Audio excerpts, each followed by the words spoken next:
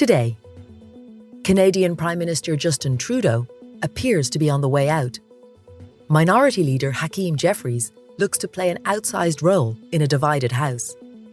Ukraine launches a fresh attack in Russia's Kursk, while Baltic Sea nations guard against suspected underwater sabotage. And the Brutalist and Emilia Perez win top honours at the Golden Globes. It's Monday, January 6th. This is Reuters World News, bringing you everything you need to know from the front lines in 10 minutes, every weekday. I'm Carmel Crimmins in Dublin.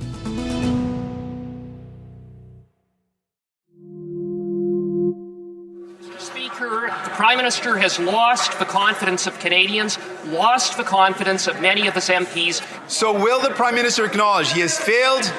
He has to quit. Angry exchanges in Canada's Parliament just before Christmas, after Finance Minister Chrystia Freeland resigned.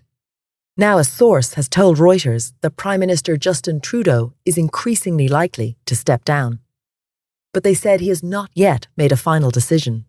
The source spoke to Reuters after the Globe and Mail newspaper reported that Trudeau was expected to announce as early as today that he would quit. The Prime Minister's office did not immediately respond to a request for comment. Polls show Trudeau's Liberal Party would lose heavily to the official opposition Conservatives in an election that must be held by late October.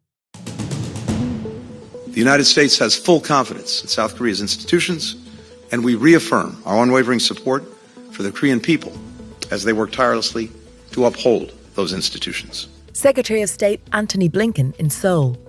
His visit comes as impeached President Yoon Suk-yeol faces arrest. South Korean investigators will seek an extension of the arrest warrant after they failed to serve it last week when security service guards formed a human chain to prevent access to Yoon. Austria could be close to getting a government led by the far-right Freedom Party after efforts to form a centrist government collapsed. Far-right leader Herbert Kickl is set to meet the Austrian president today to discuss forming a government. A fierce winter storm has brought snow, ice and freezing temperatures to a broad swathe of the US, with some 60 million people across more than a dozen states under weather warnings.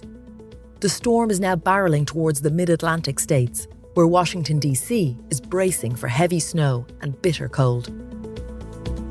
And staying in the capital, Congress is set to meet today to formally certify Donald Trump's election as president.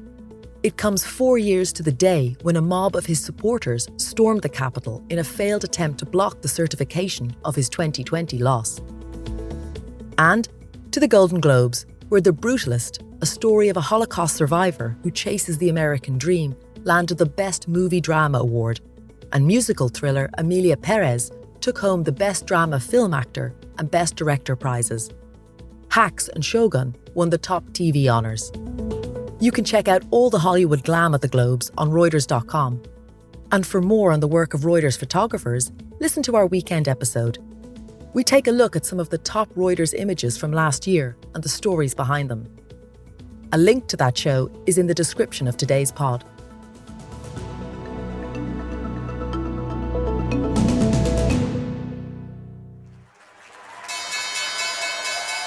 US stocks face their first major test of the year this week, with the December jobs report out on Friday. Investors are counting on the numbers showing a steady economy. Anything that suggests things are weakening could damage prospects for a third straight standout year for stocks. The benchmark S&P closed up last year with a 23% rise. But you know what did even better? Gold.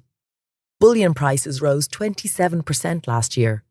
A rally we'll be examining in closer detail in an upcoming episode of Reuters Econ World. Stay tuned for details on that. Republican Mike Johnson was re-elected House Speaker on Friday, but it was a squeaker. He won only after two Republican opponents switched their votes to support him. It illustrates just how fragile the new Republican majority is. The party controls the chamber by 219 seats to 215. That means the top Democrat in the House, Hakeem Jeffries, could wield more power than your average minority leader. Richard Cowan covers Congress. Rich, what gives Jeffries leverage here? What gives Hakeem Jeffries leverage going into this brand new Congress is not so much his own rank and file members, but the chaos and divisions among House Republicans. Any defections by House Republicans, any revolts, and there were plenty of those over the last 2 years, means that Jeffries has some power to make up the difference so that the House Republican leadership, led by Speaker Johnson, can carry through and win some legislation. But it takes some bipartisan cooperation. So in that scenario, a few Republicans could revolt and Johnson comes to Jeffries asking for Democrats' support for legislation, which opens up room for negotiations. That's happened a few times in the past few years, right? It's happened more than a dozen times over the last few years. It happened on multiple occasions on bills to fund the government. And so if a couple, even just 2 or 3 of those right-wing House Republicans peel off and don't support leadership, that's Jeffries' sweet spot. That's where he can step in, maybe negotiate some changes to a bill, and provide the votes that are needed. Ukraine has launched a fresh attack in the Kursk region in western Russia, where its forces made a surprise incursion last August. Since then, Russia has been trying to push Ukrainian forces out. Mike Collett-White is our editor-at-large for the Ukraine war and has the latest. So in the last few days, Ukrainian forces have launched what Russian military bloggers are calling quite major attacks against Russian forces in this pocket of the Kursk region, where Ukraine has been making some sort of territorial gains since last August. The narrative over the previous few months had been that Russia was retaking some of that lost territory, and now Ukraine has gone back on the offensive. Is the objective here to send a signal to Washington?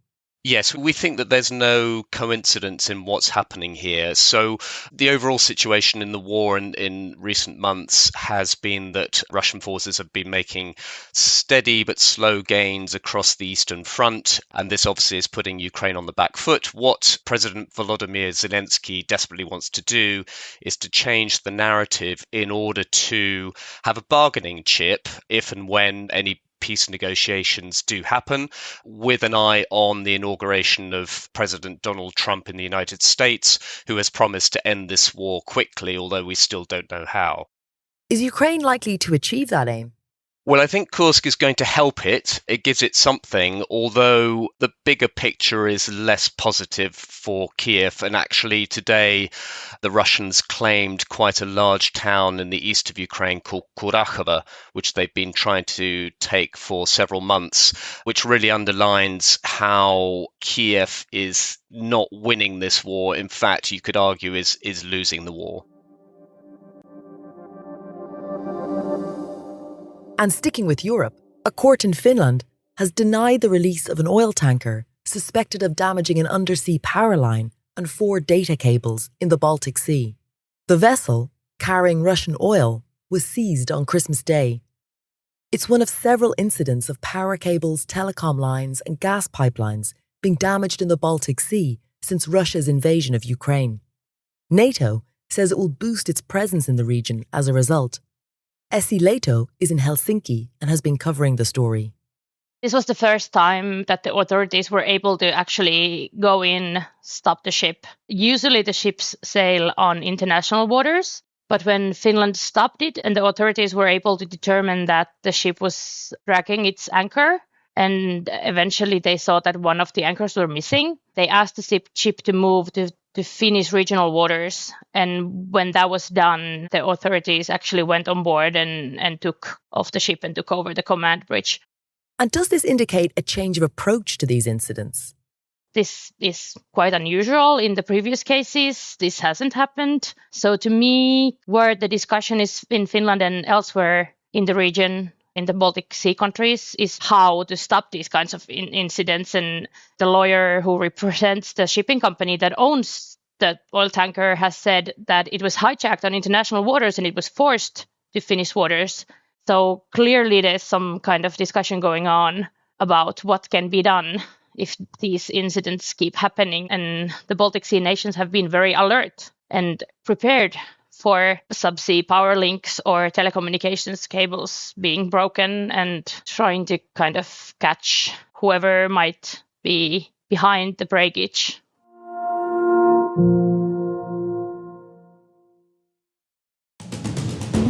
And today's recommended read: when the deadly Grenfell Tower blaze in London led to revelations that high-rise public housing across the UK was wrapped in flammable cladding, the government vowed the building contractors responsible would pay. 7 years on, contractors who fitted those cladding panels that didn't meet fire safety standards have largely escaped financial liability. A link to the story is in the pod description. And for more on any of the stories from today, check out Reuters.com or the Reuters app. Don't forget to follow us on your favourite podcast player. We'll be back tomorrow with our daily headline show.